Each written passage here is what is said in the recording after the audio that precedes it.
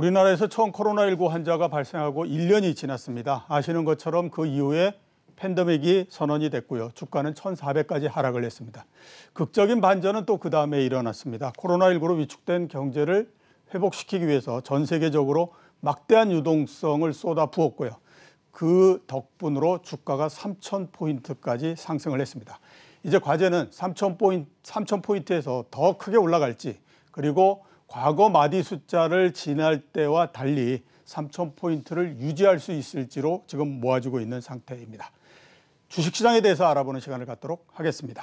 김일고 하나투자증권 수석 이코노미스트 나오셨습니다. 안녕하십니까? 안녕하십니까? 예. 잠깐 안내 말씀을 좀 드리도록 하겠습니다. 코스피 3,000 시대를 맞이해서 실시간으로 시청자 여러분들의 궁금한 점을 속시원하게 풀어드리도록 하겠습니다. 지금 한국경제TV 유튜브 라이브 채팅창으로 궁금한 점을 질문해 주시기 바랍니다. 많은 참여 부탁드리겠습니다. 자, 좀 전에 제가 말씀을 드렸던 대로 코로나19가 발생하고 1년이 지났습니다. 네. 중간의 과정이 어떻게 됐냐 하는 것들은 모두가 다 알고 있기 때문에 거기에 대해서는 질문을 드리지 않도록 하고요. 가장 지금 관심을 모으고 있는 것이 그동안에 이제 백신이 나오게 되면 게임 체인저가 될 거다라는 얘기들을 많이 하지 않았습니까? 백신이 처음 접종이 되고 아마 한 달 정도 지난 것 같은데 과연 게임 체인저가 될 수 있을지 하는 거에 대해서 제 개인적으로는 조금 좀 의문이 든다. 이렇게 이제 말씀을 드릴 수 있을 텐데 상무님은 어떻게 지금 보십니까? 백신이라는 게 집단 면역까지 가야 되는 것이죠. 그래서 그렇죠. 사실 뭐 우리가 매년 독감 백신을 맞고 있습니다만 이게 하루아침에 만들어진 시스템이 아니에요. 전 세계 가령 이제 북반구에서 동시에 백신을 많은 사람들이 맞아야 되기 때문에 어마어마한 시스템이 필요한 거죠. 그냥 뭐 백신 임상 3상 끝났다고 해서 되는 건 아니고, 이 때문에 이게 시간이 꽤 걸리는 일입니다. 그러니까 예. 한 국가 단위에서도 뭐 가령 이제 가장 빨리 시작한 나라에서도 올해 봄, 여름 정도로 봐야 될 것이고, 한 나라만 집단 면역이 발생한다고 또 효과가 있는 건 아니죠. 그러다 그렇죠. 보니까 전 세계적으로 효과가 나타나는 거는 올해 가을, 겨울 뭐 이렇게 봐야 될 것 같고. 그리고 이때 이번 바이러스가 또 예상하지 못했던 많은 변이들을 만들어내고 있고. 예. 예, 예전에 신종플루 우리 2008년이었던가요? 그 같은 경우에는 그냥 치료제 하나로 그냥 모든 게 끝나버리는 그랬는데, 이번 바이러스는 굉장히 좀 우리 몸이 여러 군데를 공격하는 것 같아요. 그래서 치료제라고 하는 게 별로 의미가 없는, 워낙 다양한 곳을 공격하다 보니까 그런 상황이니까 백신 받기는 기대할 게 사실 없습니다. 근데 이 백신은 뭐 시간이 그렇게 짧은 시간 동안에 효과가 나타난다고 보기는 어려워요. 그러니까 이건 좀 시간을 두고 봐야 될 것 같습니다. 예, 조금 더 시간이 지나봐야 될 것 같다. 그리고 일단 지금 확산돼 있는 3차 확산은 제가 보기에 백신이 잡는 게 아니라 날씨가 잡지 않을까라는 생각이 좀 듭니다. 그러면 이렇게 한번 이 부분도 또 제가 상당히 궁금한데, 코로나19가 사라지고 나면 주식시장 어떻게 될 거냐 하는 그 부분들입니다. 그러니까 이제 그냥 우리가 생각해 보면 질병도 사라지고 그러면 경제도 제자리를 찾아가고 그러니까 주식시장이 훨씬 더 좋을 거다라고 얘기하는 사람도 있고, 그게 아니야. 여태까지 주가가 올라간 많은 부분들이 유동성 공급되고 이런 부분들인데, 그게 사라지고 나면 주식시장이 과연 뭐 그렇게 또 좋을까라고 하는 얘기도 있습니다. 상무님은 개인적으로 어떻게 지금 보십니까? 주식시장을 받쳐주는 게 두 가지 힘일 건데, 한 가지는 기업의 실적일 거고, 또 한 가지는 뭐 돈이 어디로 갈 거냐, 돈이 많으냐 작으냐 이런 유동성의 문제일 겁니다. 그런데 기업 실적이 이번 바이러스로 확산 이전과 이후 사이에 뭐 이 중간에 과정이 있습니다만, 이게 더 늘어나거나 더 줄어든다라고 이야기할 수 있는 근거는 좀 작아요. 그렇다고 한다면 이 기업이익 시장 전체 기업이익은 아마 같다라고 놓고 보면 주가 올라간 힘은 이제 유동성의 힘이겠죠. 그러니까 금리를 많이 낮춰놓고 그래서 돈이 갈 데가 없다. 그렇기 때문에 주식 밖에는 길이 없다. 이게 이제 주가를 올리는 가장 큰 힘이 될 건데, 그래서 이제 바이러스 확산이 끝났다라는 게 문제가 아니고 여러 나라가 금리를 올릴 수 있는 상황까지 가면 이 유동성으로 올라간 주가가 다시 떨어지겠죠. 근데 이게 단기간은 아닐 것 같아요. 왜냐하면 바이러스 확산이 정말 끝나고 금리를 올릴 수 있을 때까지 가는데 시간이 많이 걸릴 거기 때문에 그때까지는 시간이 많고 유동성의 영향은 여전히 상당 기간 동안 좀 남아있지 않겠는가. 근데 이 바이러스 확산이 이제 백신이 들어오면서 어느 정도 정점을 찍고 내려감에 따라서 각국 중앙은행들이 조금씩 경계의 목소리를 내면서 유동성을 한꺼번에 끌려고 하는 건 아닌 것이죠. 예. 이걸 몇 년에 걸쳐서 조금씩 꺼 나가게 될 것 같습니다. 예, 알겠습니다. 자, 지금까지 질문이 상당히 많이 들어왔기 때문에 일단 질문을 조금 소화하고 계속해서 진행을 하도록 하겠습니다. 김지민 씨가 여쭤보신 건데요. 김일구 상무님이 저평가 주식들을 선별하는 기준이 뭔지 궁금하다고 말씀을 하십니다. 저평가 주식을 선별하는 기준이 어떻게 되십니까? 글쎄요, 교과서에 보면 절대적인 기준도 있고 많이 있어요. 예. 근데 저는 일단 PBR은 보는 건 아니라고 생각을 합니다. 그러니까 장부가 대비해서 주가가 과도하게 낮다. 가령 이제 PBR이 0.3배밖에 안 된다, 0.5배밖에 안 된다라고 하는 게 이게 싸다는 의미는 절대로 아니에요. 예. 이 기업이 갖고 있는 자산이 그만큼 회전을 못 해준다. 영업 활동에 쓰이지 못한다라는 뜻도 되기 때문에 예. 실제 영업 활동에 쓰지 못한 자산이 많다는 의미도 있습니다. 그렇기 때문에 저는 장부 가격 대비해서 주가는 안 보고 이익에 대비해서 보는 것이죠. 근데 아무래도 비싼 주식들은 이게 높고 싼 주식들은 이게 낮습니다. 그렇죠. 그럼 이 주식이 저평가돼 있고 이게 저평가됐다는 뜻은 앞으로 올라간다는 걸 전제로 하는 건데 과연 이게 앞으로 올라갈 수 있겠는가? 가령 어제 실적 발표하고 오늘도 하드 이슈인 그 인텔 같은 경우에 예. 이게 칩 만드는 회사인데 PE가 지금 몇 배더라? 10배가 채 안 나와요. 예. 근데 다른 칩 만드는 회사는 삼성전자도 PE가 한 20배 정도를 봐야 될 것 같고 30배, 40배 올라가는 종목들도 꽤 많거든요. 그렇죠. 예, 그러면 이제 인텔이 그러면 저평가됐다고 이야기하고 이걸 매수를 할 거냐라는 것이죠. 이게 올라갈 수 있겠느냐? 이건 완전히 또 다른 문제거든요. 예. 그렇기 때문에 저는 그렇게 생각을 하는데 저평가 종목을 찾는 데 집중을 하는 것보다는 이게 이제 주도주에 일단 집중을 해보고 그다음에 주도주가 최근에 나타나는 움직임이 주도주의 상승세가 좀 많이 꺾이는 것 같아요. 그러니까 예. 굿뉴스를 다 반영하고 나다 보니까 그러면 이 주도주가 올라가고 이제 빈자리가 생깁니다.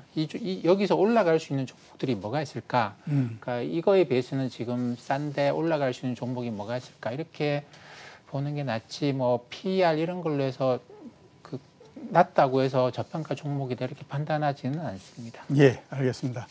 계속해서 질문이 들어오는데 일단 좀 저희 질문을 저희가 준비한 질문을 먼저 조금 소화를 하고 계속해서 질문을 드리도록 하겠습니다. 우선 이제 미국 시장서부터 한번 좀 여쭤보도록 하겠습니다.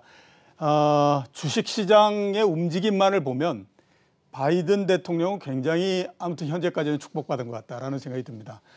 선거하는 날서부터 주가가 계속해서 올라가기 시작을 했고요. 취임하는 날도 주가가 굉장히 많이 상승을 해서 취임하는 날 사상 최고치를 경신을 했습니다. 미국 시장에 대해서는 어떻게 지금 보고 계십니까? 미국 시장을 움직이는 가장 큰 힘은 아무래도 경제가 그렇게 망가질 것 같지는 않다. 근데 정부가 대단히 많은 돈을 쓴다. 예. 그리고 거기 더해가지고 세상이 바뀌고 있는 것 같다라고 하는 생각이 굉장히 강한 거죠. 세상은 늘, 그러니까 우리가 이제 GDP 성장률은 얼마 안 나올 거라고 생각을 하지만 예. 여기서 떨어지는 쇠퇴하는 산업이 있고 이렇게 올라가는 산업이 있는데 이게 항상 늘 이렇게 떨어지는 것만큼 올라가는 건 아니에요. 이쪽 산업은 쇠퇴의 속도는 상당히 느립니다. 여러 가지 이유로 느린데 이게 올라가는 속도가 상당히 빠르다는 거죠. 가령 이제 가령 친환경이다 이렇게 되면 이거는 굉장히 좀 빠른 속도로 증가할 걸로 그다음에 지금 마이크로 프로세스 이런 것도 마찬가지가 되겠죠. 그러다 보니까 이게 이미 시가총액이 굉장히 많이 커져 있어요. 예. 그러니까 경제 내에서 차지하는 비중은 이 산업들이 얼마 안 되는데 그렇기 때문에 이 산업들이 GDP에 미치는 영향이 얼마 없는데 주식시장에서는 사람들이 기대감 때문에 이게 어마어마하게 시가총액이 커져 있는 것이죠. 그렇죠. 그러다 보니까 경제하고는 다소 무관하게 이제 주가의 상승이 굉장히 과하게 나타나는 그런 국면이라고 봐야 될 것이고 이게 시간이 지남에 따라서 결국은 경제랑 어느 정도 키를 맞추게 됩니다. 키를 예. 맞추게 되는데 그때가 되면 올라갔던 주가들이 이제 그때부터는 아무리 좋은 뉴스가 나와도 횡보해 버리거나 그렇죠. 조금씩 떨어지는 이런 움직임으로 들어갈 수 있어요. 예. 그게 아마 올해 하반기가 되지 않겠는가라고 생각을 하는데 그렇기 때문에 바이든 대통령이 지금까지는 바이든 대통령이 어떤 기대감이라는 거 분명히 있습니다만 보통 한 1년 정도는 이게 신임 대통령이 잘하고 잘못해서 그런 건 아니라고 생각을 하는 거죠. 그렇죠. 올해는 뭐 바이든 대통령으로서는 주가를 올리기 위해서 노력한다기보다는 주가가 떨어지든 올라가든 자기가 해야 될 거, 약속했던 거, 그리고 앞으로 뭐 내년, 내후년을 끌고 갈 전략을 세우는데 그 과정에서 시장이 걱정하는 요소도 있어요. 왜냐하면 당연히 서비스 유통 쪽의 거대 그 빅테크 기업들을 이제 예. 좀 분할하려고 들어가지 않겠는가 뭐 이런 예. 거 있고, 그다음에 증세하지 않겠는가 이런 우려도 있고 뭐 이런 몇 가지 우려들이 있는데 이게 이제 아마 하반기 정도부터 좀 반영이 될 것 같습니다. 글쎄 그 말씀을 하셨으니까 한번 좀 여쭤보도록 하겠습니다. 그 취임식을 하는 날, 그 전날서부터 가장 특징적인 형태는 빅테크 기업들이 굉장히 많이 상승을 하고 있는 부분들입니다. 아마 그 동안에 이제 주가가 못 오른 것도 있고 또 이 민주당 정부가 들어서면서 빅테크 기업들에 대해서 규제를 할 거다라고 하는 우려도 있고 했었는데 그게 아마 이제 그 취임을 계기로 해서 조금 이제 완화되고 뭐 이러는 형태가 아닌가라는 생각이 드는데 기술주 지금 빅테크 기업들에 대해서는 어떻게 지금 보십니까? 미국 시장은 지금 이제 그 큰 종목들, 빅테크 기업하고 그다음에 작은 종목들, 요거는 이제 그 나스닥 100이죠. 나스닥 100 지수로 볼 수 있을 것이고, 작은 종목들은 러셀 2000 이런 걸로 볼 수 있는데, 그렇죠. 예.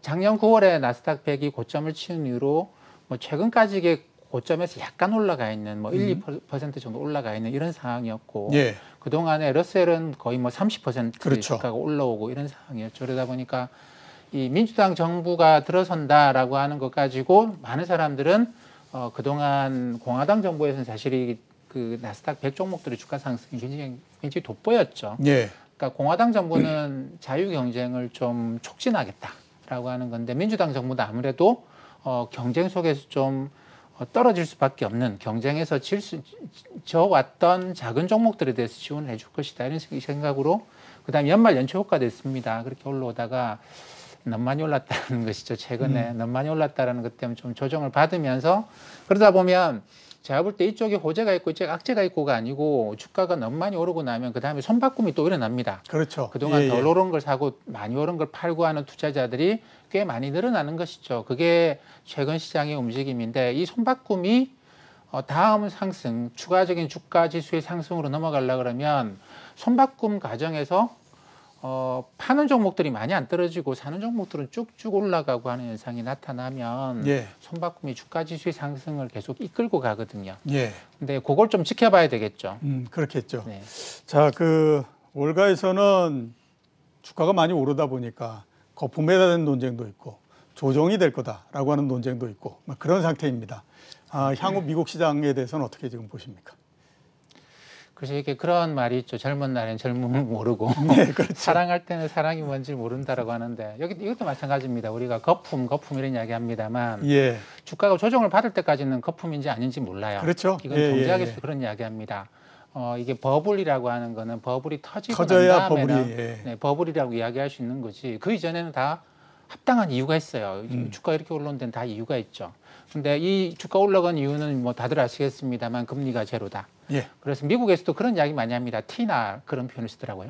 There is no alternative래요. 그러니까 대안이 없다. 어떻게 하라고 이러는데, 그러면 이제 채권이 제일 버블이다라는 것이죠. 채권은 그렇죠. 예, 예. 너무너무 심한 버블이고, 그러면 채권이 그렇게 버블인데 그러면 주가부터 먼저 조정을 받겠느냐, 부동산부터 먼저 조정을 받겠느냐, 채권 조정 먼저 받고 나면 그 다음에 다 같이 조정을 받는 거 아니겠는가라는 관점에서 그냥 뭐 거품이다 조정이 올 거다, 뭐 물론 가능성 있는 이야기입니다. 또 틀린 이야기라고 볼 수는 없습니다만, 그것보다는 우리가 이제 채권 쪽을 보고 저거 거품 꺼지면 그 다음에 주식 부동산으로 조정의 압박이 상당히 심하게 들어오겠구나 이렇게 생각을 하고 그냥 냅두는 게 낫지 않겠는가 싶어요. 예, 그렇겠죠. 자, 그 미국 시장은 이 정도 가고요. 질문이 들어온 거를 제가 좀 여쭤보도록 하겠습니다. 바이킴 씨가 그 질문을 하신 건데요. 지수가 사상 최고치고 증권주의 실적도 아주 좋고 사상 최고치 기록하는데 주가 자체는 좀 미미한 그런 그 상태입니다. 이 증권주가 이렇게 미미한 조정의 그 상승에 그치는 이유가 뭐라고 지금 보십니까?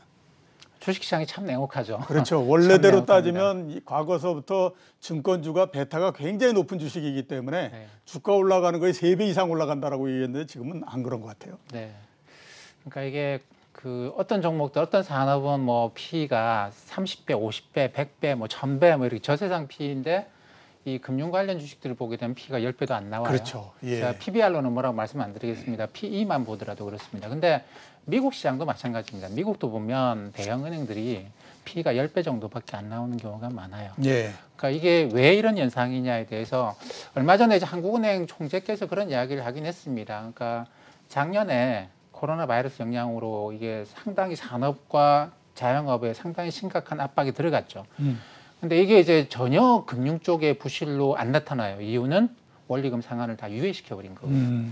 근데 이거 언제까지 유예시킬 거냐? 올해 들어온다. 올해 들어오고 이게 얼마만큼의 태풍이 될지는 모르겠다. 지켜봐야 되겠다는 예. 얘기죠. 우리만 그런 거 아니고 전 세계가 다 그래요. 미국도 마찬가지죠.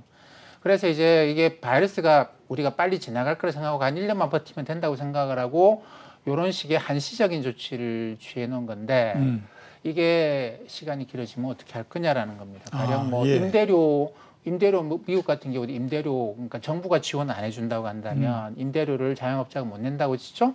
그러면 그 건물을 갖고 있는 사람 돈이 많은 사람들이면 관계없는데 금리가 낮다고 돈 빌려서 그 세 받으려고 한 경우도 많단 말이에요. 그렇죠. 그러면 예, 예. 이게 이제 금융기관 부실로 넘어갈 수 있습니다. 그러다 보니까 그렇다고 해서 정부가 금융기관을 돈 벌게 해주려고 이걸 정부가 계속 돈을 퍼부어줄 것 같지도 않고 이번에 바이든 대통령이 뭐 1조 달러 또는 2조 달러 정도의 부양책을 더 쓴다고 하는데 이게 지금도 이미 좀 반발에 직면하고 있거든요. 예. 2조 달러가 아니고 1조 달러로 낮추려고 하는 움직임이 좀 많은데 그러면 앞으로 정부의 지원이 계속될 수 있겠느냐 어느 나라에서든 그러면 유예해놨던 조치들에 따라서 금융기관들이 이제 실적의 압박이 가시권에 들어오지 않겠는가. 예, 그렇죠. 그 이전에 좀 금리가 좀 올라갈 수 있는 환경이면 그 금리를 좀 올려서 이자를 많이 받을 수 있는 사람들은 좀 이자를 많이 받고 그래서 이렇게 좀 할 수 있으면 좋은데 그러니까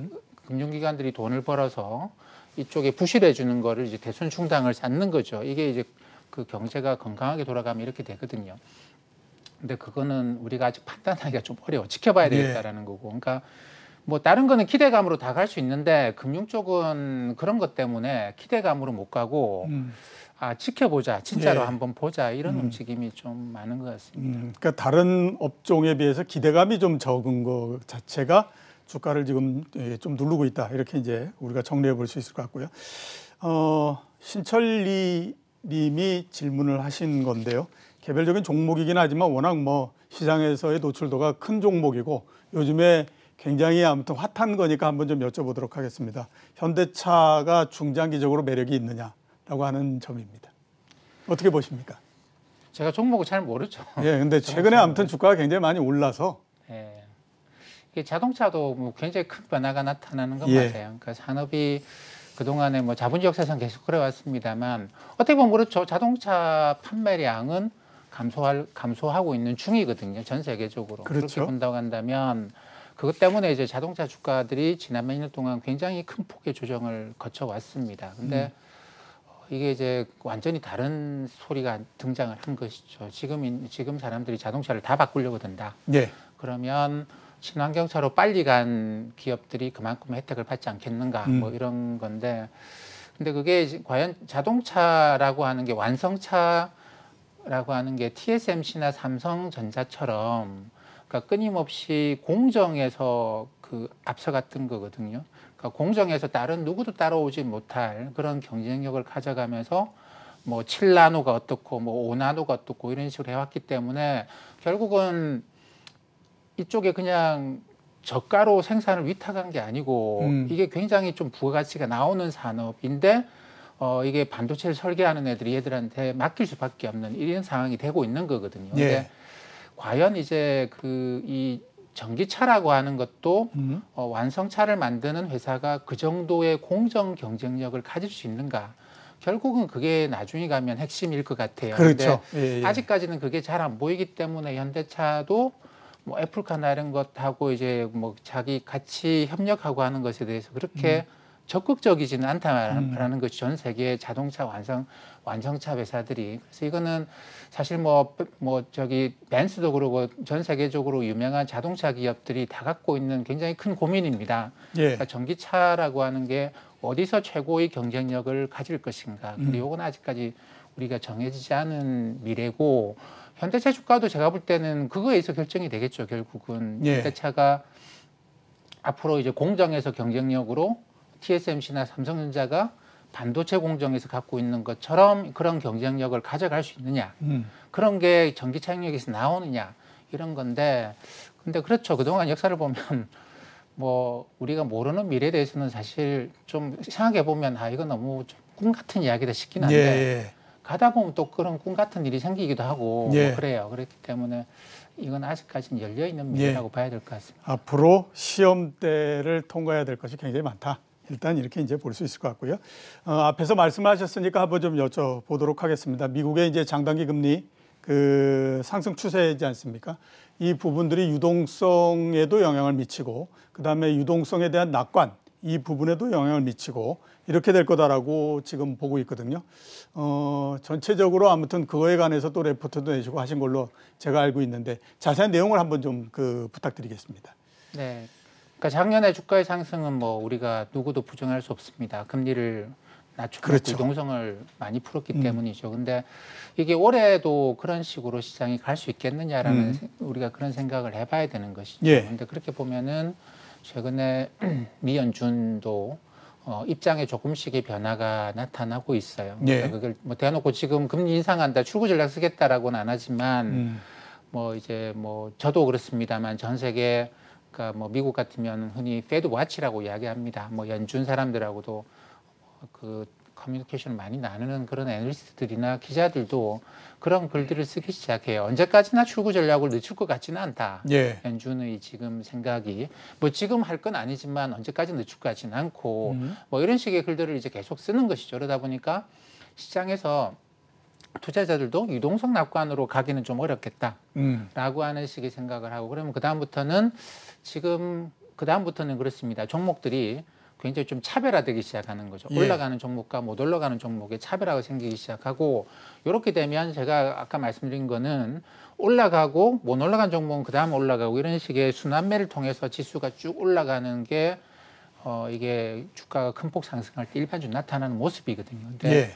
그러려 그러면 여기 전부 다 좋은 뉴스가 나올 수는 없지 않습니까? 유동성 그렇죠. 힘으로 이렇게 예, 되는 예. 건데, 근데 연준이 출구 전략이 아직은 안 한다고 하지만 결국은 올해 뭐 얼마 남지는 않은 것 같다. 뭐 주가 더 올라가다 보면 연준이 파월 의장이 어느 날 무슨 이야기를 할지는 모른다. 그렇게 생각을 하다 보니까 이게 순환매 고리가 좀 끊겨갈 가능성이 높다라는 것이죠. 그래서 예. 유동성 낙관을 경계해야 된다. 이제는 그런 타이밍 정도에 들어온 것 같고, 그렇게 보면은 이게 순환매에 대해서 좀 조심스럽게 접근해야 된다라는 것이고, 그러면 이제 주도주들이 어느 정도 선을 지켜주느냐, 예. 뭐 더 많이는 올라간다고 하더라도 어느 정도 선을 지켜준다고 한다면 그동안 못 올라갔던 종목들이 뭐 순환매 차원이 아니고 따라잡는 정도의 그런 그 생각을 좀 해볼 필요가 있을 것 같습니다. 예. 결국에 앞으로 상당히 중요한 변수는, 그러니까 경제 변수로서 나타나는 건 이제 금리가 어떻게 되느냐, 이거는 이제 계속해서 와치를 해야 된다. 이렇게 우리가 정리를 해 볼 수 있을 것 같습니다. 자, 오늘 나와주셔서 대단히 감사합니다. 감사합니다. 예, 지금까지 김일구 하나투자증권 수석 이코노미스트였습니다.